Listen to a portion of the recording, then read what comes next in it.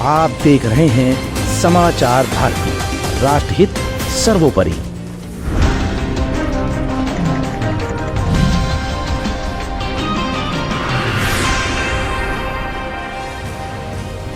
UP में लोकसभा चुनाव 2024 से पहले राज्यसभा चुनाव को लेकर बीजेपी सपा के बीच रोचक मुकाबला होने वाला है। इस मुकाबले में सपा की तीसरी राज्यसभा सीट फंसती नजर आ रही है। राज्यसभा चुनाव में बीजेपी ने 8वें प्रत्याशी के रूप में संजय सेठ का नामांकन दाखिल कराकर सपा चीफ अखिलेश यादव की टेंशन बढ़ा दी है। पहले सपा के जहां तीसरी राज्यसभा सीट जीतने की संभावना ज्यादा थी, अब वो तीसरी सीट बीजेपी ने अपना 8वां उम्मीदवार उतारकर फंसा दी है। भाजपा ने आखिर कौन सा ऐसा हिडन गेम खेला और किस तरह से संजय सेठ को अपने पाले में ले लिया, समाचार भारती आज अपनी इस रिपोर्ट में ये बात को दिखाएगा भी और बताएगा भी।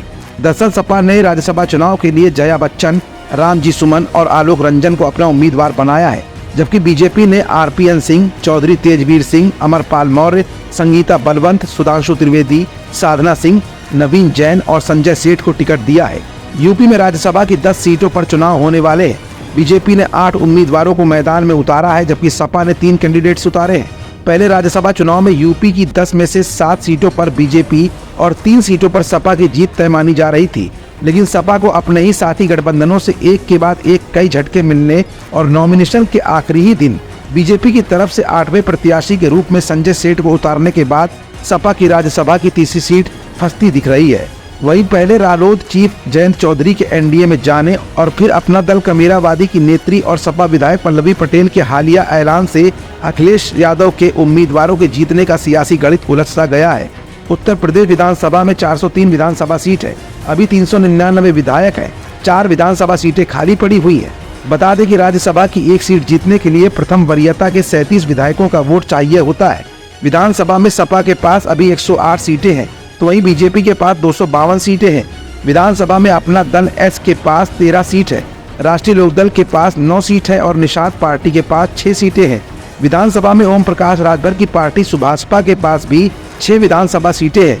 विधानसभा में बीएसपी के पास 1 सीट, राजा भैया की पार्टी जनसत्ता दल के पास 2 सीट और कांग्रेस के पास 1 सीट है। दरअसल एनडीए के वोट अभी 277 हैं। अगर इसमें राष्ट्रीय लोकदल यानी रालोद के भी 9 वोट मिल जाते हैं और राजा भैया की पार्टी के भी 2 वोट भाजपा में मिल जाते हैं तो एनडीए के पास 288 वोट हो जाएंगे। बता दें कि 7 उम्मीदवारों को राज्यसभा भेजने के बाद भी एनडीए के पास 28-29 प्रथम वरीयता के सरप्लस वोट बाकी रह जाएंगे। अगर बीजेपी 34-35 वोट तक पहुंच जाती है तो वो अपना 8वां उम्मीदवार भी जिता कर ले आएगी। रालोद और राजा भैया की पार्टी के वोट मिल जाएंगे तो भाजपा का 8वां उम्मीदवार राज्यसभा पहुंच सकता है। बीजेपी के 8वें उम्मीदवार संजय सेठ पहले सपा में थे, ऐसे में उनके सपा में भी अच्छे संबंध हैं। माना जा रहा है कि वो सपा विधायकों में भी सेंध लगाकर अपने पक्ष में भी वोटिंग करवा सकते हैं। मतलब साफ है कि भाजपा ने राज्यसभा चुनाव के लिए जिस तरह से अपना पूरा जाल बिछा दिया है, उससे अखिलेश यादव की कमर टूट गई है और संजय सेठ के भाजपा में शामिल होने के बाद अखिलेश को भाजपा ने तगड़ा झटका भी दे दिया है। समाचार भारती के लिए मनीष गुप्ता की स्पेशल रिपोर्ट। आप देख रहे हैं समाचार भारती, राष्ट्रहित सर्वोपरि।